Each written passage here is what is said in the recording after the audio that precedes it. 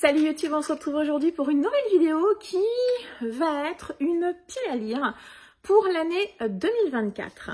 On va donc se projeter sur mes envies et ce que je vais lire sur l'année prochaine, l'année 2024. L'année dernière, je vous avais proposé, j'avais envie de lire des reliques et donc l'année dernière, je vous avais proposé de choisir dans la totalité de ma pile à lire, la plus vieille de ma palle, c'est-à-dire celle de l'année 2016. Et vous m'avez choisi 24 ou 27 titres, quelque chose comme ça. Et c'est donc une pile à lire qui m'a suivi pendant toute l'année 2023. Je vous en ferai le bilan lors de la vidéo traditionnelle, bilan de fin d'année. On en reparlera du coup en janvier. Mais pour l'année 2024, j'avais envie de partir sur autre chose. Voilà. Alors je me suis rendu compte que vous étiez plutôt de très bons conseils lors de cette pile à lire de reliques, puisque sur les titres que j'ai lus, j'ai quand même eu beaucoup de très bonnes lectures, voire des coups de cœur. Donc quand l'envie de préparer une pile à lire de l'année 2024 s'est présentée, je me suis dit, bon, est-ce que je leur refais choisir dans mes reliques? Mais dans ces cas-là, j'aurais pris l'année 2017. J'avais pas forcément envie de ça. Mais je me suis souvenu que dans mes vidéos, vous êtes nombreux et nombreuses à me faire tout un tas de recommandations de lecture, de titres que vous avez aimés ou de titres que vous avez envie que je lise, que j'ai acheté, que j'ai donc dans la palle. Bref, vous m'avez fait des recos tout au long de l'année. Et je pense que vous me voyez venir. J'ai donc revisionné, en tout cas je suis donc repassée sur la totalité de mes vidéos de l'année 2023, et j'ai noté scrupuleusement tous les titres que vous m'avez conseillés pendant cette année sous chacune de mes vidéos. Et on arrive à un nombre total de titres de 29. Ce sont donc ces 29 titres que je vais vous présenter aujourd'hui et qui vont donc m'accompagner pendant la totalité de l'année 2024. Alors, j'ai cependant bien évidemment retiré les titres que vous m'avez recommandés et que j'avais déjà lus. Il y en a même certains que j'ai lus pendant le courant de l'année. Et puis d'autres titres que vous m'avez recommandés mais que je n'ai pas dans ma pile à lire. Donc, voilà, ceux-ci, je les ai écartés. 29 titres, ça peut paraître beaucoup, mais l'année dernière, on était à 27. Donc, je me suis dit que, bon an, mal an, 29, c'est un petit peu plus, mais ça reste quand même dans un nombre de lectures raisonnable, on va dire. Mon objectif n'est pas du tout de lire la totalité de ces titres. Je ne vais pas me mettre la pression par rapport à ça, mais un peu comme j'ai pu faire sur cette année, d'essayer d'en lire un par mois, voire peut-être sur certains mois un peu plus, on verra bien. Mais j'avoue que je suis hyper enthousiaste quand j'ai fait la liste et quand j'ai vu tous les titres que vous m'aviez recommandés. Vous avez été de très bons choix, je pense. Il y a beaucoup de variétés, il y a plein de genres différents. Et voilà, et je vais vous présenter ces 29 titres aujourd'hui. Par contre, je suis désolée, l'année dernière, j'avais noté le nom de tous les pseudos de tous ceux qui m'avaient proposé des titres. Je ne l'ai pas forcément fait cette année. Donc, je ne sais pas forcément qui m'a recommandé quoi, mais si vous vous reconnaissez, en tout cas, si vous, dans cette vidéo, vous reconnaissez un titre que vous m'avez recommandé, bien évidemment, n'hésitez pas à vous manifester en commentaire. On va partir tout de suite, tiens.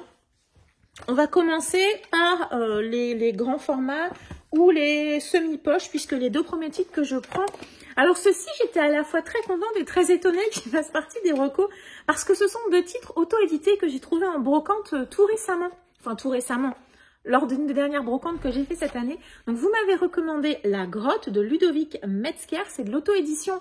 Et donc c'est un huis clos dans une grotte, comme son nom l'indique. Et vous m'avez également recommandé Le Recueil de la Folie de Sylvain Silvestro. C'est un recueil de nouvelles, donc deux titres auto-édités. Vraiment, ouais, quand j'ai fait la liste et qu'ils étaient dans les titres que vous m'avez recommandés, je me suis dit, bah, c'est super, c'est de l'auto-édition en plus, donc vous savez que j'aime bien lire des choses qu'on voit pas forcément partout, et franchement, merci beaucoup. Donc, Isantec, ces deux titres, ma pile à lire 2024. Ensuite, un autre titre, alors celui-ci, je ne serai pas certaine, mais je pense quand même que ça doit être Laurent Lado Vintage, mais je crois qu'il n'est pas le seul à m'avoir recommandé du coup Zéphyr Alabama de Robert McCammon. C'est publié chez Monsieur Toussaint Louverture. De cet auteur, j'ai lu cette année Swansong que j'ai beaucoup aimé.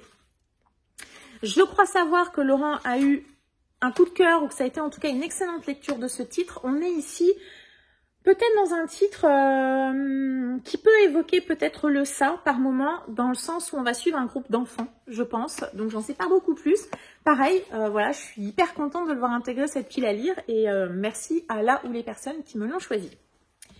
Celui-ci, je crois que je sais qui me l'a recommandé. C'est Caroline de la chaîne Miss Caro Livre, Les libraires gauchers de Londres de Garsnick. C'est publié aux éditions Léa. Ici, on va être, si je me rappelle bien, dans un titre un petit peu typique Urban Fantasy, où eh ben, on va découvrir que les libraires sont les garants de l'équilibre entre le monde réel et le monde mythique. Voilà un titre. Alors, je pense que c'est Caroline qui me l'a recommandé sous une de mes vidéos, mais j'ai également vu de très très bons retours sur Instagram de David Enzedo. Il me semble qu'il avait également beaucoup aimé ce titre. Donc voilà, il intègre ma palle 2024.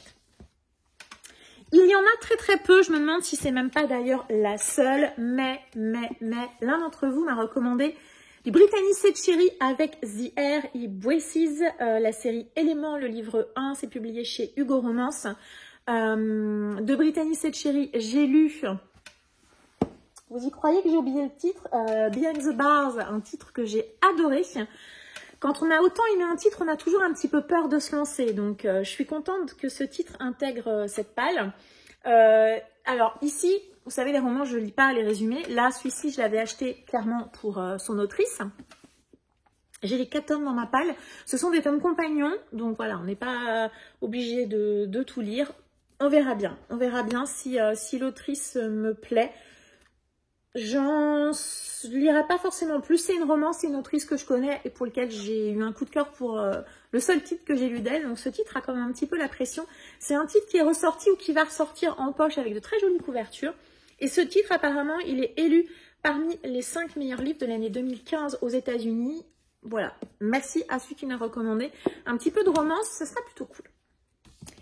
Et le dernier grand format, c'est Oxygène de Johanna Marines. C'est publié chez Snag. C'est un titre qui était déjà paru précédemment, qui s'appelait Astronomie. Je crois que Johanna l'a réécrit un petit peu pour sa publication chez Snag. Ici, je crois qu'on va être dans une dystopie. Si l'air devenait toxique, jusqu'où seriez-vous prêt à aller pour continuer de respirer? Je me demande si on va pas être dans une ville qui vit sous un dôme. Quelque chose comme ça. Je n'ai jamais lu l'autrice. Je suis assez intriguée par ce qu'elle peut proposer. Alors non, je dis des bêtises, c'est pas vrai. J'ai déjà lu l'autrice pour un titre qu'elle a écrit et que j'avais été un petit peu déçue. C'était bien écrit, mais l'histoire ne m'avait pas particulièrement emballée. Oh, il y a des petites choses...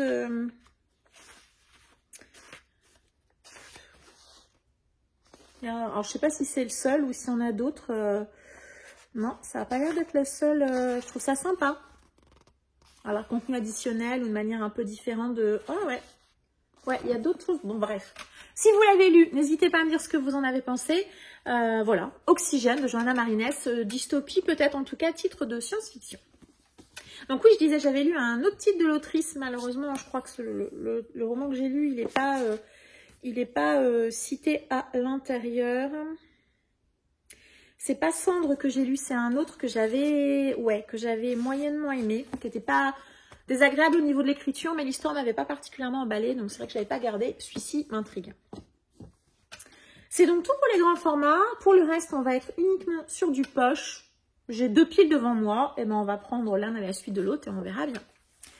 Vous m'avez recommandé La cabane aux confins du monde de Paul Tremblay, publié chez Galmeister, collection Totem. Ici, c'est un titre qu'on a vu pas mal tourner, notamment cet automne. Si je me rappelle bien, on va être avec une famille qui est dans une maison au bord d'un lac. Et un jour, il y a un groupe de personnages pas forcément sympathiques qui viennent et qui disent à l'un des enfants « Rien de ce qui va se passer n'est ta faute ». Je suis hyper intriguée par ce titre, donc un titre un peu fantastique, horrifique. J'ai vu des gens qui ont adoré, des gens qui ont détesté. Donc voilà, j'ai envie de me faire mon propre avis sur ce titre. Merci à la personne qui me l'a choisi. Un titre que j'ai envie de lire depuis super longtemps. J'ai entendu énormément d'avis positifs sur ce titre. Ça fait longtemps qu'on ne le voit plus tourner. Et c'est McCorbin. Le tome 1, Lettres écarlates, c'est publié chez les vieilles versions Milady. Je suis pas forcément hyper fan de la couve. Ici, ce titre est toujours dans ma pile à lire parce que alors je sais pas si on est sur de la fantasy ou de l'urban fantasy. Tout ce que je sais, c'est qu'on va suivre une jeune femme qui utilise le sang, une prêtresse de sang, c'est ça. McCorbin est une Cassandra Sang, une prophétesse de sang capable de prédire l'avenir lorsqu'elle s'incise la peau. Ça a l'air trop bien. Je sais pas vous. On la voyait pas mal tourner à un moment. J'ai entendu toujours de bons retours de cette série. Donc, je suis à nouveau intriguée puisque cette année, j'ai aussi envie d'aller relire de l'Urban Fantasy. Mais on en reparlera. Vous m'avez recommandé plusieurs titres japonais et je vous en remercie, notamment La papeterie Tsubaki de Ito Ogawa, publié chez Piquier Poche. Je ne sais pas forcément de quoi ça parle. Moi, je l'avais acheté déjà. Un, c'est du Piquier. Deux, c'est du Ito Ogawa. C'est une autrice japonaise que j'ai envie de découvrir. Et sur ce titre-ci, j'avais vu pas mal de retours positifs. Depuis, j'ai vu également des gens qui ont moyennement aimé. Mais vous savez que moi, j'ai du mal à résister à des titres japonais. Donc, j'étais tombée dessus en librairie. Je l'avais pris. Et l'un d'entre vous m'a aidé à le mettre dans cette petite pile à lire. Ensuite, un titre qu'on a vu partout, est-ce que je vais vraiment beaucoup vous en parler? Alabama 1963 de Ludovic Manchette et Christian Niemek. Moi, j'ai la version de chez Pocket. Ici, on va être en 1963 en Alabama. Merci Stéphanie. Et le corps d'une petite fille noire va être retrouvé morte, malheureusement. La police s'en fiche complètement et on va suivre Bud Larkin, un détective privé boucon, alcoolique et raciste qui va accepter d'enquêter sur la mort de la toute première victime. Il va être accompagné de Adela Cobb, une femme de ménage noire. J'en dirai pas plus, j'ai pas besoin d'en savoir plus. On l'a vu énormément tourner, énormément de coups de cœur.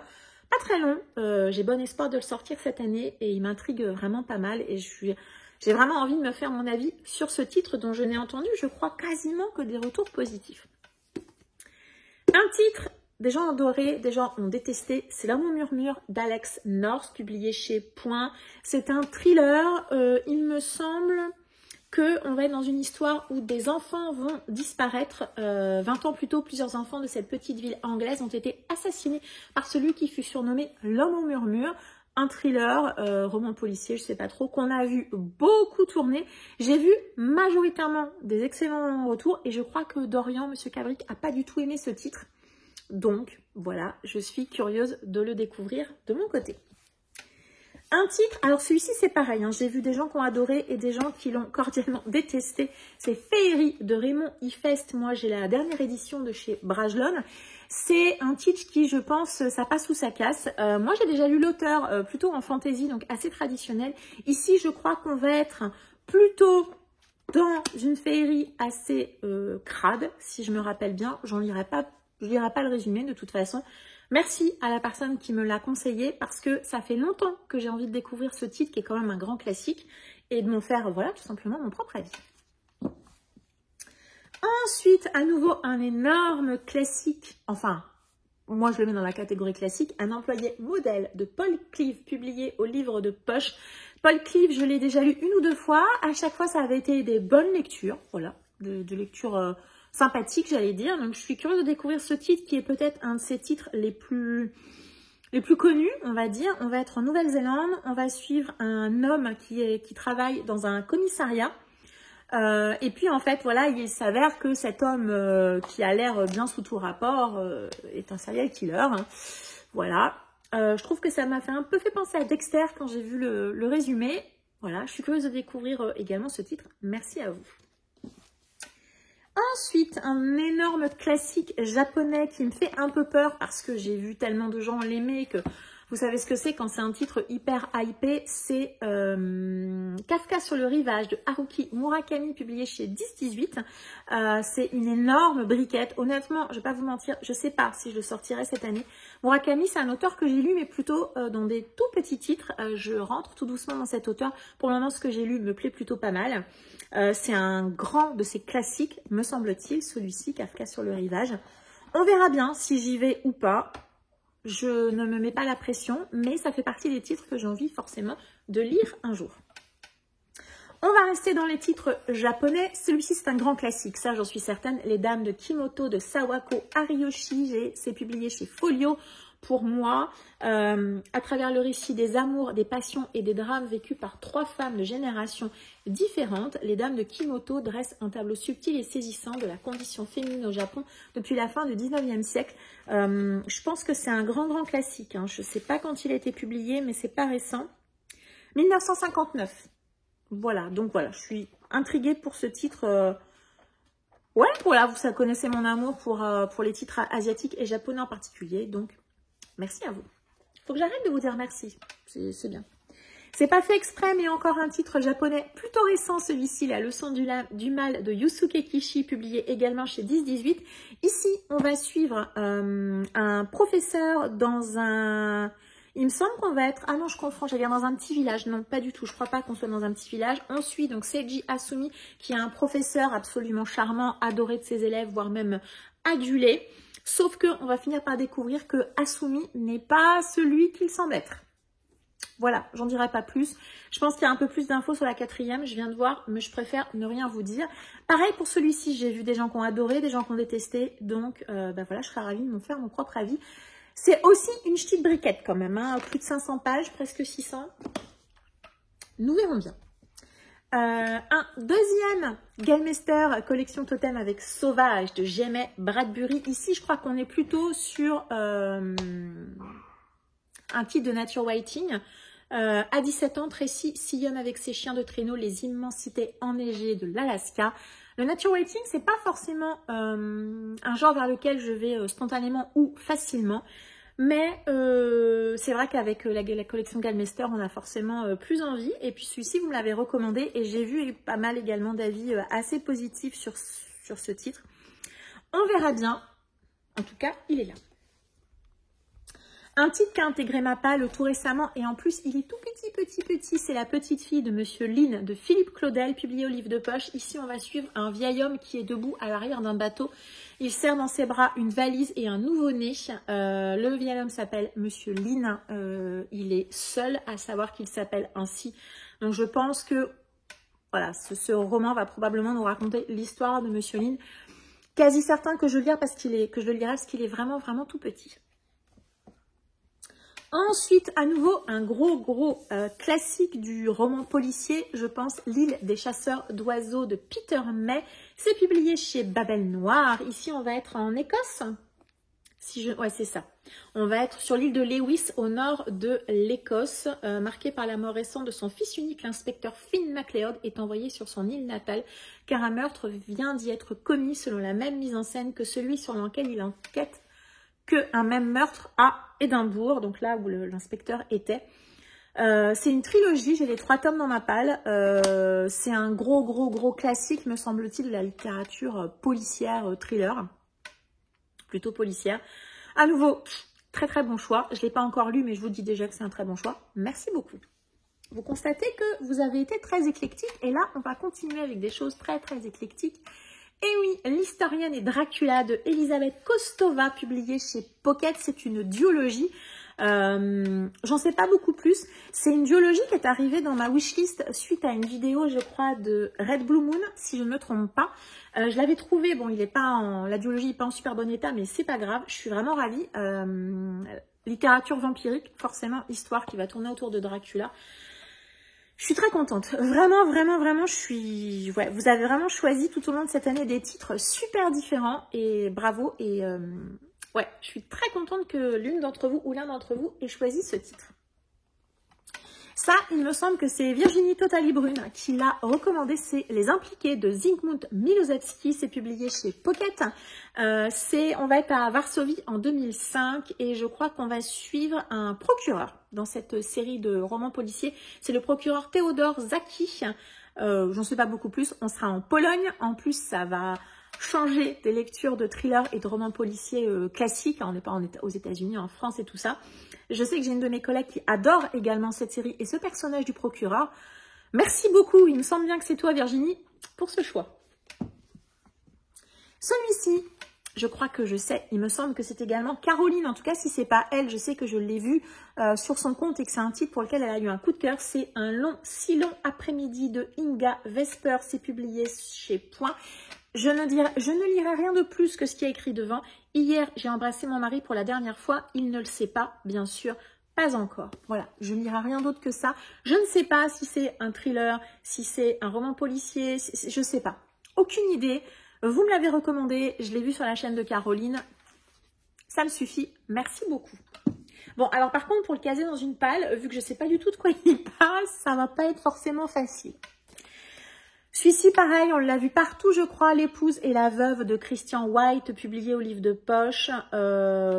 J'en sais rien de plus et je lirai pas la 4e parce que je veux vraiment pas du tout me spoiler.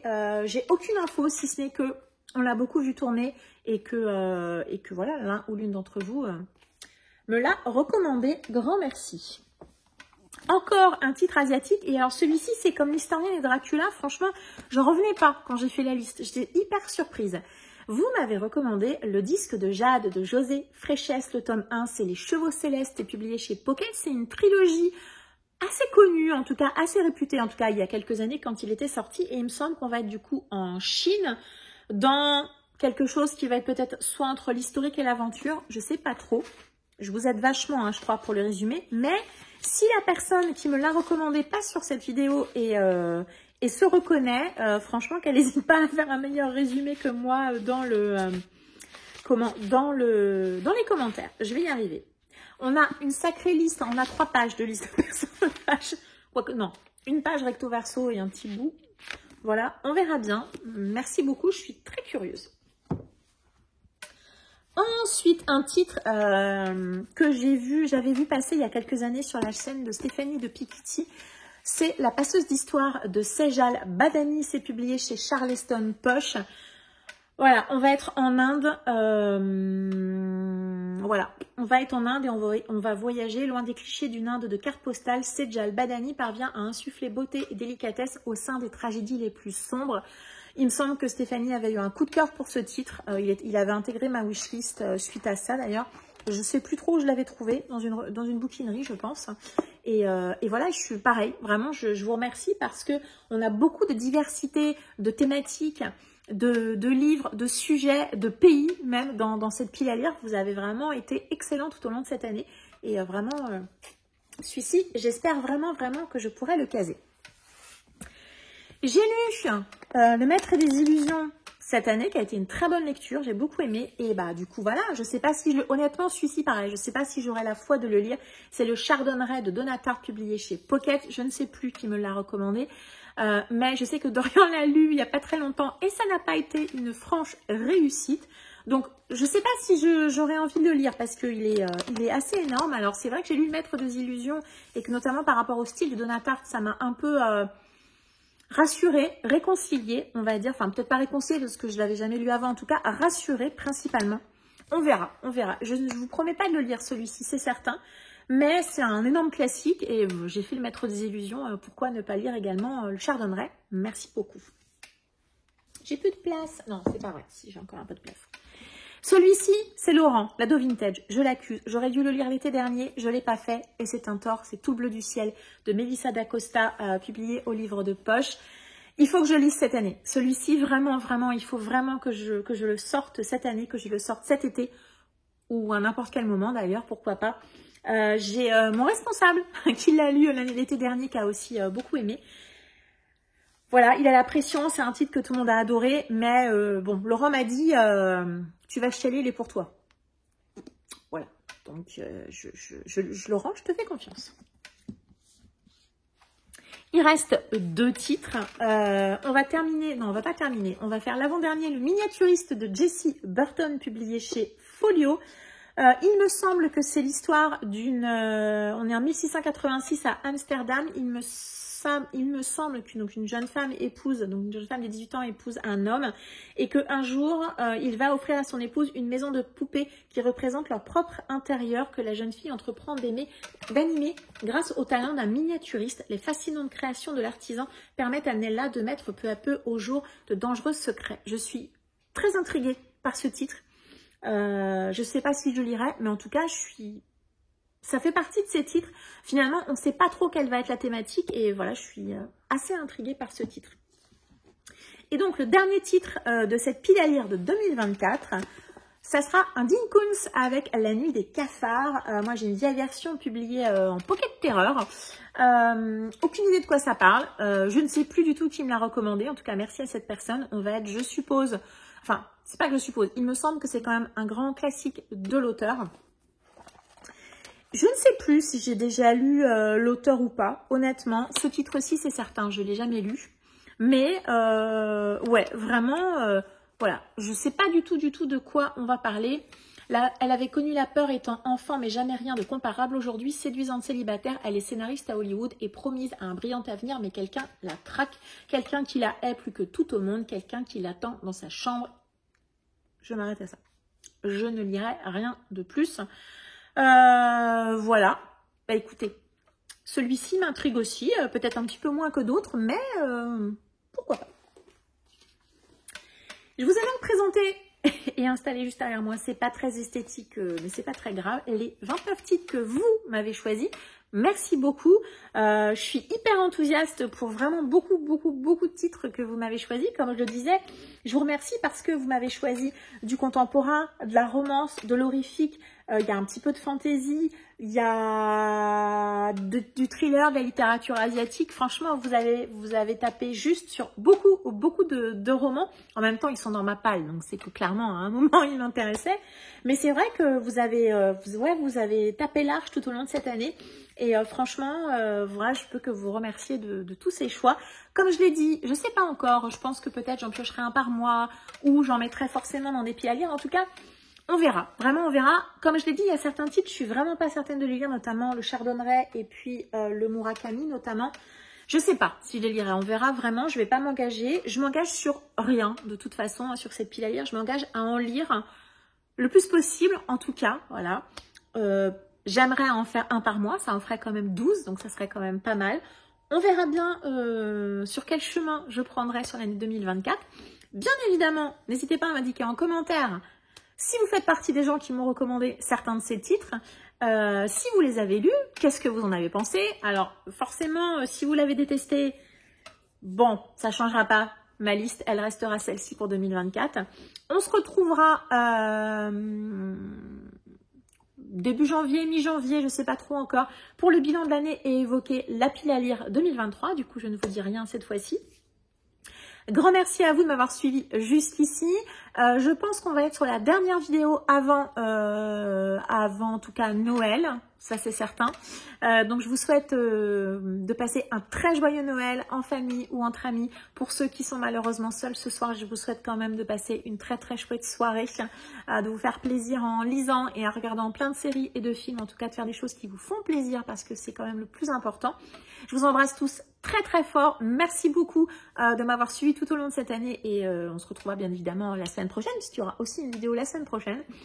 Je vous embrasse, je vous souhaite une très agréable journée et je vous dis à très bientôt et passez de très belles fêtes de fin d'année. Ciao.